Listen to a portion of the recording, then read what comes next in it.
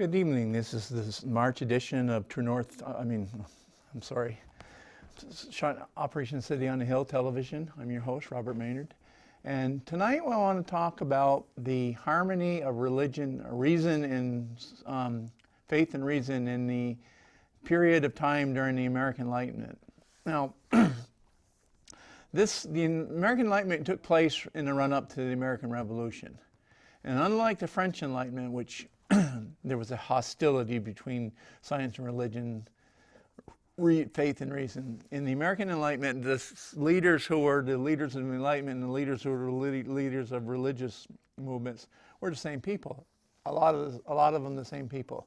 A lot of the institutions of the Enlightenment were, the American Enlightenment were founded by religious folks. So there wasn't the hostility between religion and science, between faith and reason in the American Enlightenment.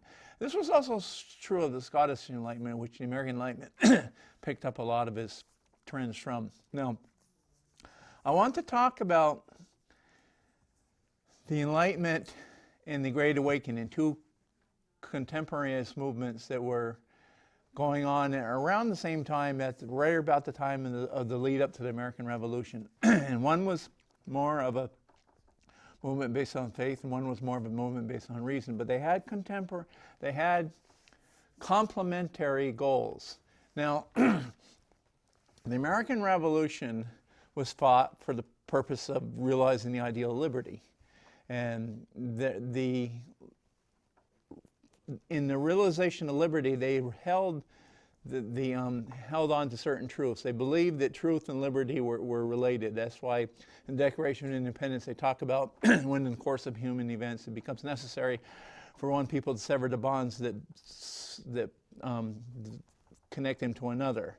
A decent reason it must be given for the reason why they're doing this, and then we hold these truths to be self-evident. In other words, the biggest reason why they're doing this is that there were certain truths that they held to be self-evident that were violated, that they saw the King of England as violating, or the Parliament of England, or the government of England. So they're separating from the Crown of England in order to uphold these self-evident truths. So they're staking a law on this.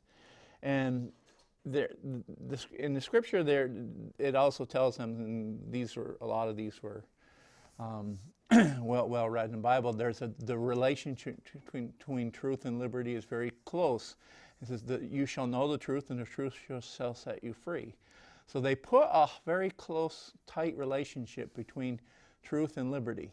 And I want to go into the nature of that relationship, and how this was able to allow them, as they saw it, which allowed them to assimilate, harmonize faith and reason, religion and science, something that we could probably learn from them if we wanted to do today. Now again, this had to do with the pursuit of truth. And pursuit of truth was necessary in the realization of freedom. I'm going to touch on it was a work by Jonathan Edwards, who was a big figure in both the Enlightenment and the Great Awakening. He went to Yale University as a teenager, young teenager, and he was still a teen when I forgot the exact age he was when he graduated from Yale University, and later became president. So he was a advocate student of both Locke and Rousseau. I mean, not Rousseau, Locke and Newton. And so he had studied the hard sciences and the human sciences and had developed a holistic vision that brought these two together on the hard sciences and the human sciences as pursuit of truth under the doctrine of reason. But he was a preacher and a theologian. He was America's #1 theologian and philosopher. And he had a high esteem and even higher esteem for faith, but he saw both of them as a way of pursuing truth or realizing truth and thereby becoming free. Now I'm going to talk about a couple of his writings, because a lot of his philosophical writings are not very well known. He's more known for his fire and brimstone preaching, like the Sinners in the Hands of an Angry God, which actually is not indicative of his philosophical writings. So people who know him for that might be surprised to recognize the unique insights he had into human psychology. He wrote this piece called "A Divine and Supernatural Light," and he starts talking about how do we know something. And he talks about, he uses the term light in very much the same way that the Second Temple Judaism used it. Second Temple Judaism was kind of like the origin of both early Christianity and actually early Islam as well. They talked about the inward workings of God in terms of light a lot. And they referred to this inner light, and the glory of God was luminous, illuminating our human life. And so as a matter of fact, the early Eastern Christian religion, Independent Church of the East, that spoke Aramaic, the religion of Jesus, they went to the East, but then they were wiped out by the Muslims. But they were called the luminous religion. So the doctrine in the Bible where God picks up the dust and he blows into it the breath of life, and the human being became a living soul, is in this version of it, they use the imagery of light, that God imparted an internal light into human beings, and that light is kind of like a campfire. There's a spark in there, and you blow into it, and you add more to it, and then he says adding fuel to that is the light of God's glory. So in this tradition, both your reason and your faith has its origins in this supernatural light that God imparts to living beings, and particularly human beings, and the man became a living soul.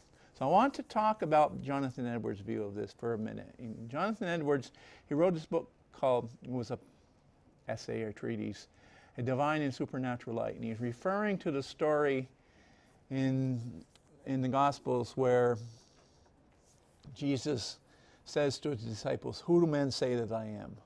And they all give one understanding or another. Some say you're John the Baptist, some say you're come back to dead, some say you're Elijah, they all give all these reasons that people are saying. That's when he said, "Who do men say that I am?" And then he says, "Okay, who do you say that I am?" And Peter piped up and he says, "Well, I say you're the Christ, Son of God."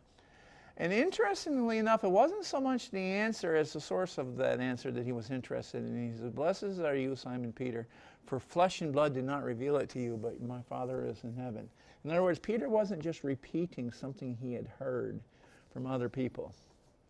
He was responding in response to what Jonathan Edwards referred to, that supernatural light within him, the divine and supernatural light. In other words, there's a light within him in which he can recognize truth without referring to others. And this was important. Now, this light, Jonathan Edwards goes on and goes to elaborate a lot into it. And I'm going to go into it because it's fairly complicated, but he starts talking about this light is how we know stuff. It's like your eyes can see through physical light. It enables your physical, illuminates the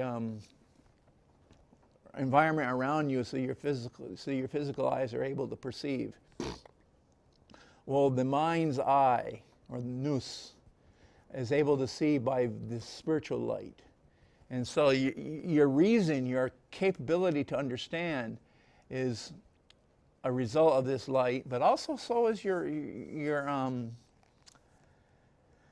rational ability, but also faith too. He saw faith not as blind belief in the doctrine. In other words, both, and going back to this freedom understanding, the Enlightenment and the Great Awakening were both movements that dealt in their own way with how to deal with authority. How to, do you accept authority blindly, unquestionably, or do you question authority based upon some other standard? And, Someone was the awakening focus on faith, and in which what some people would say, well, doesn't faith mean the blind acceptance of a doctrine, or what you're told this, you don't question it? That's not how they understood. That's a misconception. And then the awakening talked about authority, questioning authority based upon reason. We have the reason to know. So both of them, both in faith and reason, were seen as a way to know the truth without just blindly questioning. And that's why Jonathan Edwards starts this whole essay with this question that Jesus asked to his disciples: who do men say that I am? And then they give all these answers. Who do you say that I am? In other words, they didn't just follow blindly what they were told. And the faith aspect of this is defined, later on, it's defined by St. Paul, I believe is in the book of Hebrews. Faith is the evidence of things not seen and the substance of things hoped for. So it's a form of evidence. And according to the early Christian writers, you're able to perceive that evidence or perceive spiritual reality through the eye of the inner light, or the eye of the mind. Now, in both the scientific tradition and the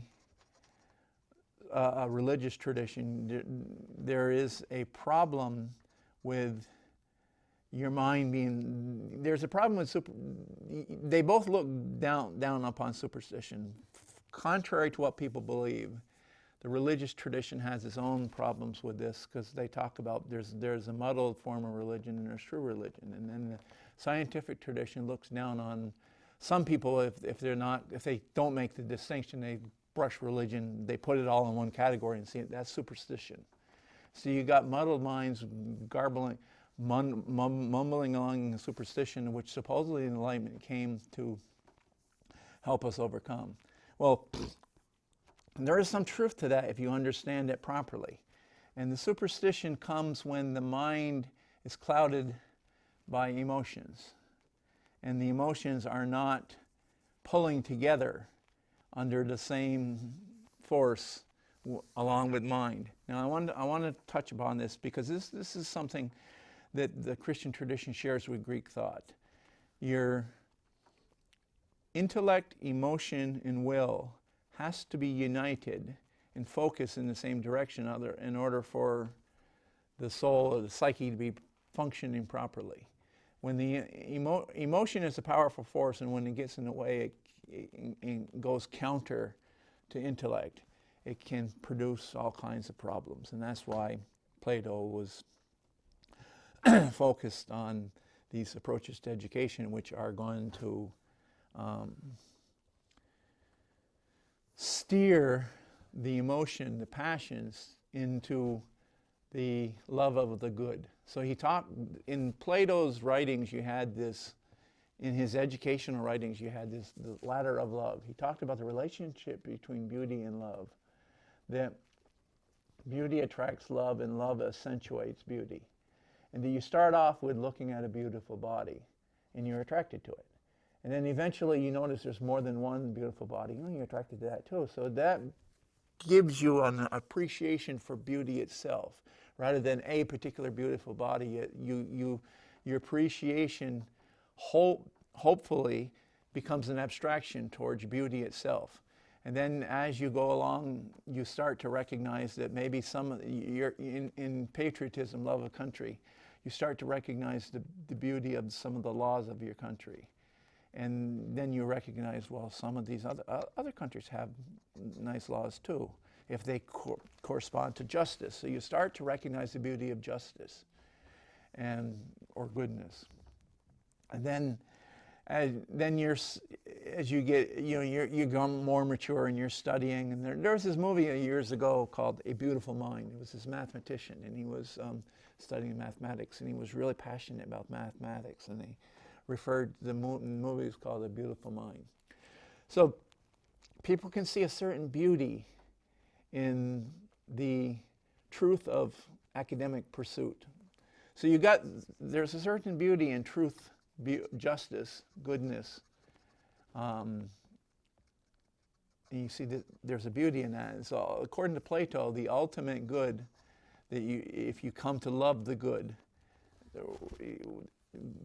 he referred to it as a form of the good. It would be truth, beauty, and goodness is all encapsulated into this transcendental form called the good. And if you come to love the good, you come to know the good in an intimate way. And Plato referred to knowing the good. To know the good is to do the good. And so education, the purpose of education was to prepare someone to live a good life, to live a life worthy of being a human being, to be completely fulfilled, to reach a stage of happiness, a complete eudaimonia by realizing virtue or areta. So Augustine picked up on this, and he says, well, this ultimate good is personified in the transcendent origin of our being God. And that in a sense, Plato is right. In order to know something, you need to love that something. To really know it, an intimate knowing is to love something, love allows us to enter into union with that which we come into contact with. It creates a union, not an absorption, where your identity is preserved, but there's a partial union of identity. So the ultimate good was to know God or to love God. And that human beings had an infinite capacity to love and to be loved. And our ultimate passion was only going to be satisfied by this intimate source, this source of our being. And philosophers would refer to it the ground that is not just another being among beings, but this is the ground of our being. So the source of our reason, the source of our faith, comes into being connected with the source of our being. And so this is a rationale that Augustine went through, and he was saying, because of this, our capacity to love is infinite, and therefore can only be fully satisfied by an infinite being. If we're not focusing our ability to love on the connection with this infinite being, then it won't be satisfied, and you're reaching for love in places where it's not capable of fully satisfying you. It's not that in and of itself it's wrong, but it's just incapable of giving you full satisfaction. So you have this destructive cycle of addiction, where you're trying to get a satisfaction for something and it's not capable of doing that. And Augustine recognizes dynamics at work in the writings of St. Paul when he talked about, in the beginning, the whole creation was God's nature, and God's deity was able to be perceived in the things that he had created. So therefore, we were able to come into union with God through the creation. And so our appreciation of love and beauty was able to put us on that first step on what is referred to as Plato's ladder of love, where we would finally come into union with this higher reality, this being, or not this being, this ground of our being. So this is kind of like plugging ourselves into the source of energy that created us, the source of reason, the source of faith, the source of understanding, which is what makes us free. We have, according to Paul, human beings started to see this divine reality within the creation, and instead of recognizing it for what it was and connecting with the source of this reality so that they can be energized, they sought the source in the creation itself, and they worshiped the creation rather than the creator. So it's like you see a light bulb, and oh my God, that's luminous. I want to get some of that power. And you grab a hold of the light bulb, pull it out of the socket, and try to get it. The light bulb is not the source of the power. The light bulb is the conduit. And it's the same thing. The human beings have perceived divine energy, divine beauty, and truth, and all kinds of these truth, beauty, goodness flowing through the creation. And they became worshiping of the creation rather than the ground of the being, rather than seeing creation as a conduit. They worshiped the creation, and you had what Paul refers to, God gave them over to become slaves of their minds became darkened, they became slaves of their passion. So you had what is referred to as a darkening of the nous, the mind. And so the mind requires enlightenment because it's been darkened. And the only true enlightenment that's going to come about when we reconnect ourselves to the source of that light that is able to enlighten us. Because this inner light that allows us to know truth through faith, through reason, emotionally and intellectually, is put there by the ground of our being. And it is illuminated and generated and by connection to that ground. It's like taking your computer, you unplug your computer from the electric socket, and eventually the thing's going to wear out. You're going to have to plug it back in sooner or later, or you're not going to be able to operate. Well, this is the same thing with human beings, both our reason and our faith, is that we need to be plugged into a source. And existential reality is that we are finite, and we have a source that if we plug ourselves into, we have an inexhaustible source of spiritual energy that allows us to be creative and to be free, not just in a political sense, but in an existential sense. We talk about ourselves being free, okay, but that's only, you can't tell me what to do, I'm free. Well, we're slaves to our passion, we're slaves to our addictions, we're slaves to our tendencies, we're slaves to what St. Paul calls the elemental forces of the universe. And so in a more profound sense, we have to ask ourselves, are we really free? And that's what the Bible is referring to when it's saying, you shall know the truth, and the truth shall set you free. It's not just enough to declare your independence from England, or declare your independence from mom and dad, or I'm going to get my own job, and I'm going to declare my independence from the man, the boss who's keeping me down. That's a nice thing, but ultimately, freedom is more than that. We have to declare our independence from the obsessions and the emotional insecurities and the emotional addictions that are keeping us down. These are spiritual problems. And there is a spiritual slavery that is keeping us down, that we are addicted to all kinds of things that we think we're free, but that's ultimately our reason is held captive and our mind is darkened. And that's, again, what is referred to when we refer in the Christian understanding, when we talk about the notion of enlightenment. The mind is darkened because we are disconnected from the source of light, and therefore we are in need of enlightenment. And that enlightenment comes about when we reconnect with the source of light itself.